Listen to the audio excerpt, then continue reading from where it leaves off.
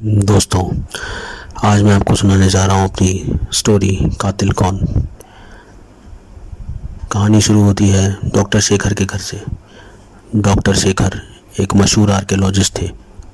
उन्होंने खंडाला की पहाड़ियों में एक अजीबोगरीब खंडर ढूंढ निकाला था जो किसी ज़माने में तांत्रिकों का स्थान था। तांत्रिक वहाँ सिद्धि करते थे और शैतानी शक्तियाँ हासिल करते थे। उनका एक दोस्त भी था।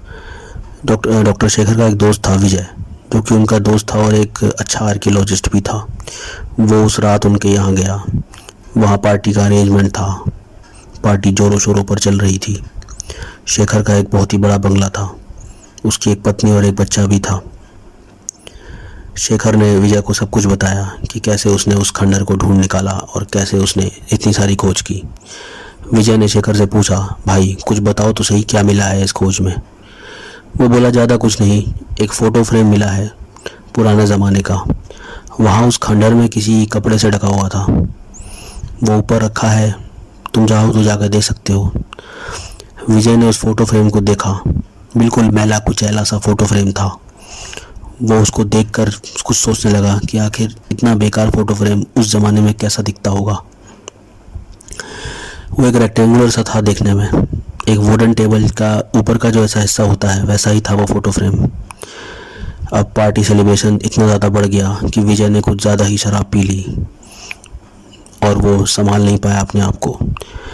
फिर वो ऊपर जाकर बेडरूम में गया और वहाँ उसने अपने आप को आईने में देखा तो उसके गले में ओम का लॉकेट उसने देखा और नशे की हालत में भगवान से माफ़ी मांगने लगा, भगवान क्षमा करना, आज मैंने ज़्यादा पी ली हो तो।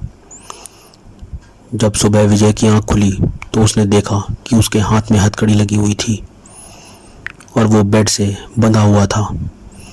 उसने आवाज़ लगाई, अरे कोई है, मुझे खोलो, किसने मुझे बंद कर दिया है यहाँ पे, इस बेड के साथ किसने बांध दिया है मुझे।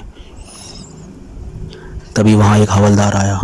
उसने एक इंस्पेक्टर को आवाज़ लगाई, सर। उस खूनी को होश आ गया। खूनी? ये बात विजय के दिमाग में कौंध गई बिजली की तरह।